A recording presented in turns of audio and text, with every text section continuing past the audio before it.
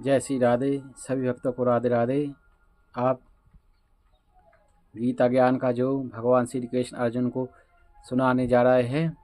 अर्जुन युद्ध कर नहीं रहे तो भगवान समझा रहे हैं। तो आप गीता ज्ञान का दूसरा अध्याय आप सुने, श्रवण करें, अपने जीवन को धन्य बनाएं। जय श्री राम, जय श्री राधे, जय भगवत गीता की जय। जय श्री कृष्ण। संजय बोले, हे धृतराष्ट्र, जब श्री कृष्ण दया युक्त नेत्रों से आंसू भरकर व्याकुल चलित अर्जुन से बोले, हे अर्जुन, अनर्थ के सेवन करने योग्य यशस कारक नरक में गिरने वाले मोह इस समय तुम्हारे मन में कहाँ से आया? तुम कायर मत बनो, यह शोभा नहीं देता। तुम हृदय की दुर्बलता को त्याग कर युद्ध के नियम खड़े हो जाओ। अर्जुन ने कहा, हे मधुसूदन, मैं रण में पूज भीष्म और द्रोणाचार्य के ऊपर बाण प्रहार कर कैसे युद्ध करूंगा? इस लोक में महात्मा गुरुजनों को ना सताकर भीख मांगकर भोजन करना उत्तम है, और अर्थ की कामना के लिए तो गुरुजनों को मारकर उनके रक्त को सने भोगों को भोगूंगा। हम नहीं जानते कि युद्ध में कौन जीतेगा। यदि हम जीत भी लेंगे तो भी जिनको मार हम जीवित रहना नहीं चाहते, वही धृतराष्ट्र के पुत्र हमारे सामने प्रस्तुत हैं। दीनता से मेरी स्वाभाविक दृष्टि नष्ट हो गई है और धर्म के विषय में मेरा चित्त मोहित हो गया है। मैं आपसे पूछता हूँ, निश्चय करके मेरा भला हो वह मुझको समझा कर कहिए, क्योंकि मैं आपका जय श्री कृष्ण, जय श्री कृष्ण, जय श्री कृष्ण, जय श्री कृष्ण शिष्य हूँ और आपकी शरण में हूँ। अतः मुझे ज्ञान शिक्षा दीजिए, मुझे पृथ्वी का निष्कंटक राज मिल जाए और देवताओं का भी अधिपत्य मिल जाए, तो भी कोई ऐसा उपाय नहीं दिखता कि जो मेरे इंद्रियों को सुखाने वाले शोक को दूर करे। हे गोविंद, मैं युद्ध नहीं करूँगा। यह कहकर अर्जुन चुप हो गए। संजय बोले, हे राजन, दोनों सेनाओं के बीच में विघ्न होकर बैठे अर्जुन ने भगवान श्री कृष्ण ने ये वचन कहे, हे अर्जुन, जिसके लिए शोक नहीं करना चाहिए तू उसके लिए शोक करता है, और पंडितों के से वचन तो कहता है, परंतु पंडित लोग ना मरे का सोच करते हैं, ना जीवकों का। यह बात असंभव है कि मैं पहले ना था, तुम भी ना थे, और ये राजा भी ना थे, और इसके बाद भी ना हो रहेंगे। ऐसे देहधारियों की इस देह का लड़कपन, जवानी, बुढ़ापा एक अवस्था होती है, वैसे ही मृत्यु के बाद दूसरी देह की भी होती है। इसलिए पंडित लोग मोक्ष को प्राप्त नहीं होते। इंद्रियों का सब आदि विषयों से संयोग, जाड़ा गर्मी आदि सुख दुख का लेने वाला है, आने जाने वाले और नाशवान जानवर इन्हें सहन कर श्रेष्ठ सुख दुख को समान मानते वाले जिन जीव पुरुषों को ये भ्रम पदार्थ क्लेश नहीं देते, वह मोक्ष पाने के अधिकारी हैं। असल का यह तो अस्तित्व नहीं है और सम का अभाव नहीं है। इस प्रकार दोनों का ही तत्व ज्ञानी पुरुषों के देखा है, जिससे वह सारा संसार व्याप्त है। उनका विनाश करने में कोई समर्थ नहीं है। इस अविनाशी अचित और नित्य जीवात्मा के ये सब शरीर नाशवान हैं।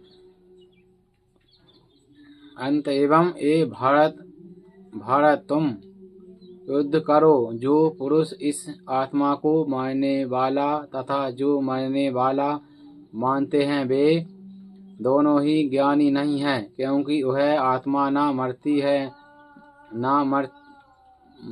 है, आत्मा ना कभी जन्मती है, मृत्यु को प्राप्त होती है, कभी जन्मी थी ना कभी मरेगी। यह अचंबा नित्य कभी ना घटना बढ़ने वाली है, सतानंद है, नष्ट होने पर भी वह नाश को प्राप्त नहीं होती। जो पुरुष इस आत्मा को नित्य अविनाशी निष्प्रकार और अजन्मा जानता है, वह जिनको घात कराएगा और जिनकी मारेगा। जिन इस प्रकार मनुष्य पुराने वस्त्र फेंककर नया वस्त्र धारण करता है, उसी प्रकार आत्मा पुरानी देह को छोड़कर नई देह धारण करती है। आत्मा तो शस्त्र नहीं काट सकते, अग्नि नहीं जला श्री कृष्ण सकती, जल भिगो नहीं सकता, ना भीग या गल सकती है और ना सूख सकती है। यह अविनाशी सर्वव्यापी स्थित अजल है, सतानंद है। यह इंद्रियों से जाना नहीं जा सकता, यह कल्पना से भी परे है और इनमें हेर फेर नहीं हो सकता। इसलिए ऐसा जानते हुए तुम्हें शोक करना उचित नहीं है। महाबाहो, यदि तुम इस आत्मा को नित्य जन्म लेने वाले मानते हो तो शोक नहीं करना चाहिए, क्योंकि जो जन्मा है उसकी मृत्यु है और जिसकी मृत्यु हुई है उसका जन्म होना निश्चय है। अतः जो बात अनिवार्य है, जिसके लिए शोक करना व्यर्थ है।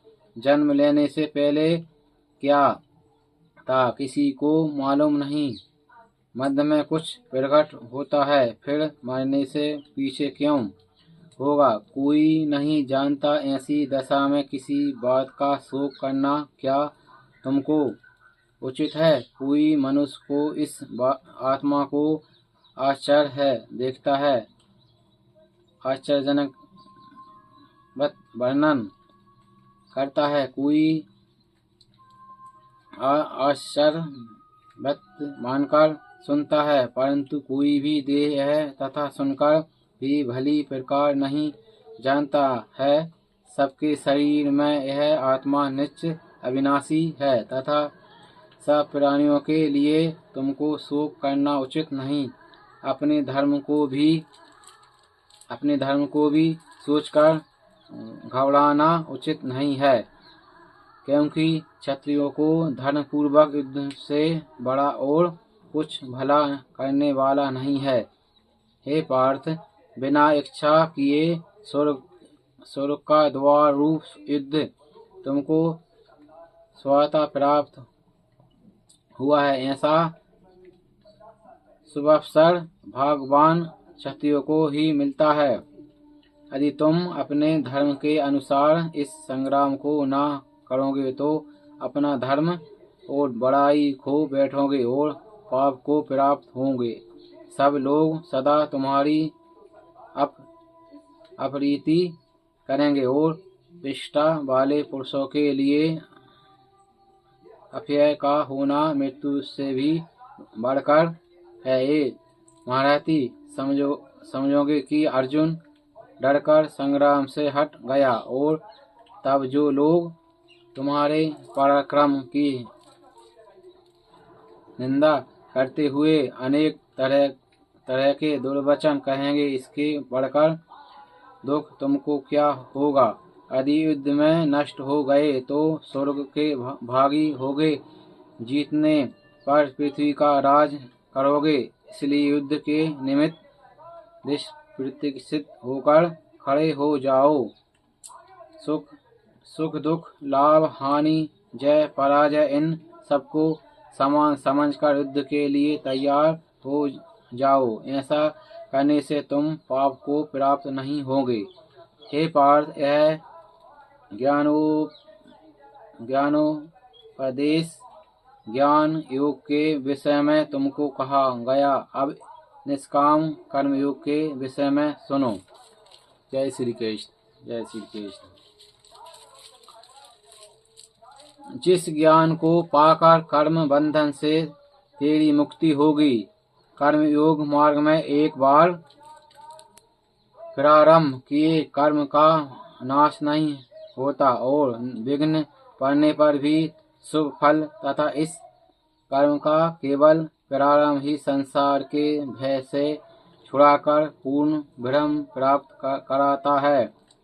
निश्चय करने वाले बुद्धि इस निष्काम कर्म के एक ही कामना वाले पुरुषों की बुद्धि एकीकृत नहीं रहती, इसकी फिर शाखाएं होती है। ऐसी दशा में मनुष्य संदेह में रह जाता है। स्वर्ग सुख को ही जो उत्तम पूर्वपास समझते हैं, उनका कामनाओं से नित्य व्याकुल होने के कारण नित्य चार्मक बुद्धि से मोक्ष साधना उत्पन्न नहीं होती, कारण कि उनका चित्त भोग आदि में सदैव निमग्न रहता है। जिन पुरुषों का चित्त इस प्रकार मोह में लिप्त है और जिनकी आसक्ति भोग विलास और ईश्वर में है, ऐसे पुरुषों के अंतःकरण में निश्चार्मक बुद्धि नहीं होती है। हे अर्जुन, वेद निर्गुणात्मक सकाक है, तुम निष्काम हो जाओ। तुम दुख को समाप्त जानकर नित्य मोक्ष आदि स्वार्थों में न पड़कर धीरजवान और आत्मनिष्ठ हो जाओ। तुमको केवल कर्म करना चाहिए, तुम्हारे अधिकार में फल नहीं। तुम ना तो फल की अभिलाषा से काम करो और ना निष्कर्म में ही रहो। फल की आशा त्याग कर कर्म की सफलता व असफलता को समान समझकर तुम योगयुक्त होकर कर्म करो। फल की इच्छा रखने वाले निष्कृत होते हैं। निष्काम कर्म करने वाले पुरुष ईश्वर कृपा से इसी संसार में सुकृत तथा दुष्कृत इन दोनों की का त्याग कर देता है। जो सब कर्मों के कल्याण नारक है, कर्म फल को त्याग कर ही बुद्धि युक्त ज्ञान पा पुरुष जन्म बंधन से हटकर मोक्ष को पाते हैं। जब तुम्हारी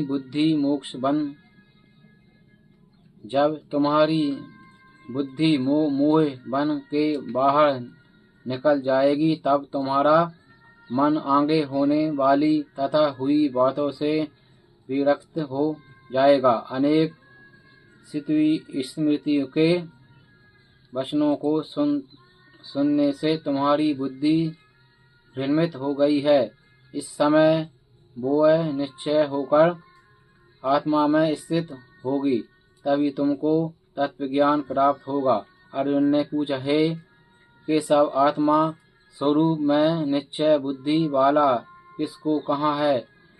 इनके लक्षण क्या है? श्री कृष्ण जी बोले, हे अर्जुन, जो महापुरुष मन की सब कामनाओं को त्याग देता है और अपने आप ही से प्रसन्न रहता है, उनको निश्चय बुद्धि वाला कहते हैं। दुख में जिनके मन में खेद नहीं होता और सब में जिनको आसक्ति जय श्री कृष्ण, जय श्री कृष्ण, जय श्री कृष्ण नहीं होती तथा प्रीति भय क्रोध जिनके जाते रहने से वह आत्मा स्थिर बुद्धि वाले मुनि कहलाते हैं। जो सर्वज्ञ स्नेह करता है, जो शुभ पदार्थ प्राप्त होने पर हर्ष नहीं करता, अशुभ से असंत नहीं होता, उसी को स्थित बुद्धि जानना चाहिए। और कछुआ जैसे अपने अंगों को सिकोड़ लेता है, उसी तरह से पुरुष अपनी इंद्रियों को। जय श्री राधे, जय श्री राधे। और कछुआ जैसे अपने अंगों को सिकोड़ लेता है, उसी तरह जो पुरुष अपनी इंद्रियों को विषय से हटाता है, उसकी बुद्धि स्थिर जाननी चाहिए। हे अर्जुन, मोक्ष का पर्यंत करने वाले विद्वान व्यक्ति को भी प्रबल इंद्रिय बलात्कार उसके मन को जीत लेती है। इसलिए सब इंद्रियों को विषयों के रोक मेरे विषय तत्पर जो जाए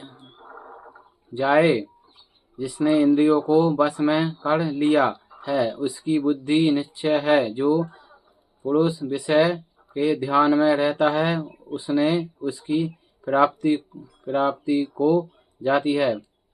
प्राप्ति होने से कामना होती है, इच्छा के पूर्ण न होने के क्रोध में अविवेक होता है, अविवेक से स्मरण शक्ति नष्ट हो जाती है, स्मरण शक्ति के नष्ट होने से बुद्धि क्षय हो जाती है। जिसकी बुद्धि का नाश हुआ वह विनाश को प्राप्त होता है। जो पुरुष राग दोष के रहित हो इंद्रियों के विषय सुख का अनुभव करता है और अपने मन को बस में रखता है, जो शांति को प्राप्त होता है। शांति मिलने पर सब दुखों का नाश होता है। फिर संत उचित वाले की बुद्धि तुरंत निश्चय हो जाती है। जो पुरुष योग युक्त नहीं है, उनको निश्चय बुद्धि उत्पन्न नहीं होती। भावना के ना होने से शांति प्राप्त नहीं होती, अशांत को सुख नहीं से मिलेगा। इस कारण हे महाबाहु, जिस इंद्रियों को विषय में सर्वथा रोक रखा है, उसी की बुद्धि स्थित है। जो सब प्राणियों की राय होती है, उसमें समय जागता रहता है, और प्राणी मात्र जिस समय जागते हैं पूजनों की, वह रात्रि में जल से भरे पूर्ण समुद्र में जल भरने पर भी वह अपनी मर्यादा पर ही रहता है। उसी तरह जिस पुरुष में इच्छा न रहने पर भी सब विषय भोग प्रवेश करता है, उसी को शांति मिलती है। विषयों की इच्छा करने वाले को शांति नहीं मिलती। जो पुरुष सब कामनाओं को छोड़कर इच्छा रहित हो विचारता है, ममता अहंकार जिससे नहीं है, वह शांति को प्राप्त होता है। हे पार्थ, ब्रह्मचारी स्थिति यही है। ऐसी स्थिति में जिन जाने पर प्राणी फिर मोह में नहीं फंसता और अंत समय में निर्भय ब्रह्म प्राप्त होता है। जय श्री कृष्ण, जय श्री राधे। दूसरे अध्याय का महत्व आप अगले वीडियो में जानेंगे। ये वीडियो लाइक करें, शेयर करें। हर दिन आपको गीता का सुनने को मिलेगी, अपने जीवन में करें। सब भक्तों को राधे राधे, जय श्री कृष्ण।